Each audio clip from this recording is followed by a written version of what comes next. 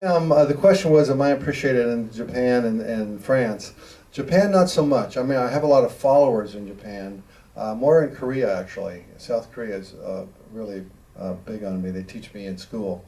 France, I'm very big. This film opened in France to over 100 cinemas. The press was phenomenal. Every magazine had an article about me, full page article. And I make a lot of money in France, because they don't have any, restrictions about what you can do in animation and what you can't do in animation. Also Europe in general, Spain, we're getting distribution in Spain, Germany, England not so much. I don't know why we can't break through England, but a lot of Europe I'm very popular, and Korea, Canada, Mexico, places like that. So I'm really hoping this film breaks through that stereotype about what animation is, and America will finally, accept adult animation. Because 30, 40 years ago with Ralph Bakshi, it was very popular, and then somehow Reagan came in and kind of stopped all that, and now it's still very conservative.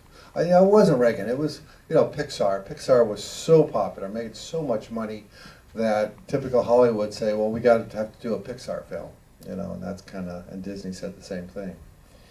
So that's the situation. Yes, sir. Up front here first, and then I'll get to you. You've already asked the question anyway. So. First, a comment. I've always been intrigued and loved your sort of low frame rate. I like that a lot. Sometimes it's 3 or 4 frames a second. Yes. Sometimes it's quite a bit more. Yeah. But also, maybe could you talk to us a little bit about your next Kickstarter film? Sure. Yeah, he asked about the low frame rate, and for those of you who don't know the technical side of animation, a Disney film will have 24 drawings, original drawings every second. So basically every frame of film has a new drawing. I don't have that kind of time or money, so I do a different drawing every 4 frames of film. So essentially, 1 second will have eight drawings, 8 different drawings, and so it gives it that kind of jerky, kind of, shimmering kind of effect that people like. I compare myself to Disney in that Disney is like a symphonic orchestra, and I'm a garage band. And I'm more raw. I make a lot of mistakes, and I love the mistakes. I'm not denying that. And it's just kind of edgier. It's just kind of first of all, it's cheaper, but also it has a little edge to it, and that I like. You're asked about my next Kickstarter campaign. I'm doing a film with Jim Lujan, and his name is spelled Lujan, and I met him at Comic-Con, San Diego Comic-Con, and he handed me his DVDs all the time. He has a lot of DVDs, and I get handed a lot of DVDs by people who want me to see their films. And one rainy afternoon, I had nothing to do, and I saw his DVD sitting there on the table. I slipped it on, and I was mesmerized. It was so witty, so great, such great characters, great storytelling. The animation was crap. It's terribly animated, but he really had fascinating characters. So I called him that day. I said, "Hey Jim, let's work on a project together. You write the script, use your characters, use your voices." He also does voices, and I'll be the director of animation. And so he said, "Yeah," because he's basically doing this as a hobby. So this was a big break for him. So we've already started. It's called Revengeance. You can go to Kickstarter Revengeance or Kickstarter Bill Plympton Revengeance. I'm not quite sure. And you can find out more about it. It's we're asking for $80,000, and the film's almost a third animated, so it's really going fast. As soon as I finish this tour, I'm doing a 15-city tour this next 2 weeks, 2.5 weeks. I'll get back to New York and I'll continue animating. Actually, I brought a lot of animation paper out here. I'll be doing it at the hotel tonight, animating the film. So check that out. Also, I'm doing a mockumentary, and it's almost done. We're just doing the final edit now, and it's about Adolf Hitler. And I don't know if you knew that, but this is really true. Adolf Hitler was a big fan of Snow White and the Seven Dwarfs. He used to watch it every night. And he loved the dwarfs. And he would draw, we actually found drawings of his dwarfs. And I just thought that's so surreal that the most evil man in history loves these funny little cartoon characters. So I made up this alternate universe where Adolf Hitler became the Walt Disney of Europe. He started making these little cartoons, funny cartoons, and he opened up a big amusement park called Nazi Land, and just crazy stuff like that. And so I don't know if that's going to sell or not. There's not a lot of animation in it. Maybe 10 minutes of animation. The rest of it is images we found off the internet. You know, little World War II documentary footage and things like that. But it's pretty wacky, pretty crazy. And then I'm doing one more, this short film, and it's almost done also, called The Loneliest Stoplight. And it's about 6 minutes and about the stoplight in the middle of nowhere that nobody really bothers about and how sad his life is. And I'm meeting with Patton Oswalt in 2 weeks in LA on my trip, and he's gonna do the voice of the stoplight, so we're very excited about that. So those are my new projects. Anybody else? Yeah, right there. Oh, I forgot about you, sir. I'm just going to ask about Revengeance. Actually, I was going to ask about that. Are you animating it, or are you just directing it? No, I'm doing all the animation, just like before. I'm not writing it. I'm not doing the voice. I'm not doing the character design. Jim Lujan's doing that, and it's great character design. It's much more primitive than my stuff. Very crude, and big heads, and a lot of hair, and real gross. It's all about the underbelly of LA. You know, corrupt politicians, bikers, transvestites, wrestlers. You know, just kind of the scum of the earth, which is the kind of film I like to do. So I'm sorry. We'll go back to you now. I was wondering about like what your community of adult animators is like, and what you feel like are missing pieces in the U.S. for making adult animation. What was the last part of the question? Like what the missing pieces are in the U.S. for making adult animation more popular.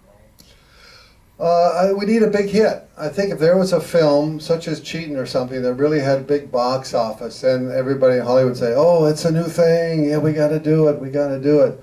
And that's what's the problem, but nobody in Hollywood wants to take a chance on that. But you know, there's some great, other great people, other great animators. Don Hertzfeld is a big success. He's kind of a rock star, actually. He does very well. Signa Bauman, who did The Rocks in My Pockets, did that show here? It did. Yeah. Yeah, she's doing great stuff. And yeah, there's a bunch of really good animators here in the U.S. and starting to. Everybody wants to do an animated feature film now, which is really exciting because anybody can do it. When I first did The Toon back in '91, I didn't know that you weren't supposed to make your own film by yourself, you know, do all the animation. I just thought it was a fun idea. And the film went on to a somewhat nice success.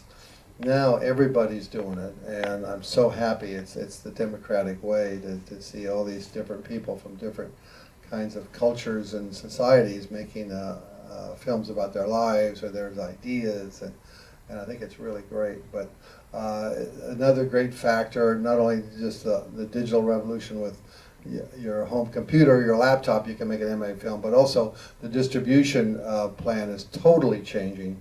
Like I say, with Vimeo on demand and iTunes and you know all the digital release formats now, people can make money just making their own film and selling it online. I think that's a brand new way to make money with independent films. So I'm very excited about that. Okay, well I'll tell you a story. I hope you haven't heard the story before. When I was about 15, I sent a packet of drawings to Disney. I probably hit the button wrong. There we go. A packet of drawings to Disney, hoping to get a job, and obviously they turned me down because I was too young. And I kind of forgot about it. But then when I got nominated for an Oscar back in '87 for Your Face, Disney sent a lawyer to my studio. And he had a nice suit and tie and a big briefcase. He sat down on the couch next to me and he looked at me in the eye and said, Disney wants to offer you $1 million to come work for us. And I go, wow, finally. They understand my talent, you know, they appreciate my talent. But people say negotiating with Disney is not so much good cop, bad cop, but bad cop, Antichrist. And I think there's some truth to that. For example, I said, well, yeah, that's cool. I really want to do this. Can I make my own quirky little films on the weekend? And they said, yeah, you can do that, but Disney will own those films. Well, what if I tell someone a funny story? Oh, well, Disney owns that. What if I have a dream? Well, that's Disney's. And I don't begrudge them that, because everybody who works there, they don't care. They want to work for Disney, and that's all they care about is working for Disney. But not me. I still want to tell these wacky little stories and little offensive cartoons and very surreal humor. And so I said no. I said no to $1 million. And sometimes I regret that. You know, you never know. I found out only later that they wanted me to animate the genie in Aladdin, the crazy Robin Williams character. And but even so, I don't think I would have left New York to go out there. I think after a few months, I would have put some naughty drawings in the genie or something, because it's so fast. But you know, there's something great about waking up each day, going to my drawing board, drawing whatever the hell I want, and nobody says you can't draw that, and we don't like that color, or you got to finish this by tomorrow. And to me, that sense of freedom, that sense of independence, is worth more than $1 million, and that's why I'm still independent. So I'll be outside. Everybody gets a drawing. Thank you very much. And check out the DVDs and the books, and I'll answer more questions outside. Thanks a lot.